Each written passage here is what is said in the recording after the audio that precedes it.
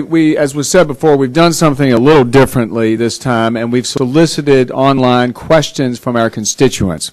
They've been asked to submit videos, and we would like to play for you one of those at this point for a constituent to pose a question.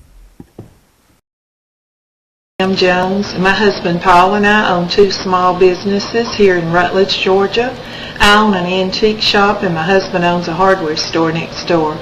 We've been in business here in Georgia for 29 years. We've been through good times and bad, and we are very concerned about this economic stimulus package, the economy in general, retail business, and what's going to happen to us in this new administration. Please try to come up with another way, something that will help all business, and something that will help small business, which is the backbone of America. Thank you for your time. Thank you, panelists. Why don't I take that one first? Well, first of all, thank you very much for that question. And I think Pam is the embodiment of small business in the United States, with her and her husband owning side-by-side small businesses. So I would reiterate what I said about the tax rates for small businesses.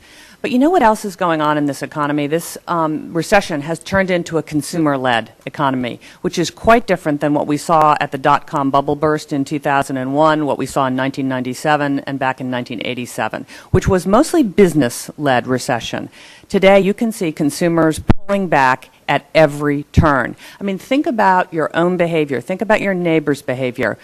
People are eating out less, they're shopping less, and a 10% pullback in consumer spending is tremendously detrimental to people like Pam and her husband. So again, I would argue, how do you make these tax cuts for people like Pam and her husband permanent? And the reason that permanent tax cuts are so important is people can plan around it. A stimulus check, you don't know exactly how much you're going to get. You don't know if you'll get another one.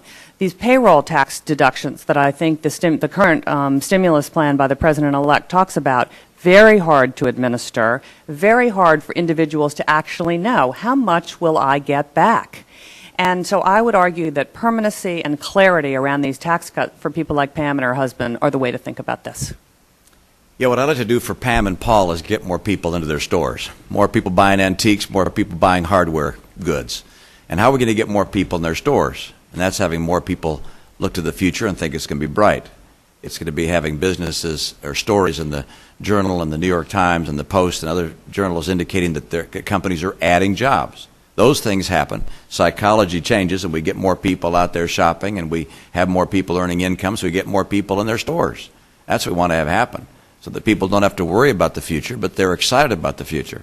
For that to happen, it's not going to be by just sending out a check from government, because they know that that check is written on their own bank account for the future, that someone's going to pay for that, and that's going to be them as they pay back the debt down the road. It doesn't get people to go out and spend, as we just saw with the 2008 stimulus bill.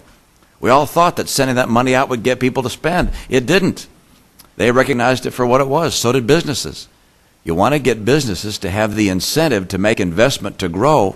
They have to see something that's not just a one-time occurrence, but that it's a permanent occurrence. And that's why permanent tax relief is so important. For the private sector, in homes and in businesses, permanent tax relief changes incentives, encourages people to make investment, to add jobs. That's how we get more people in that antique shop. That's how we get more people in that retail hardware store. Thank you both.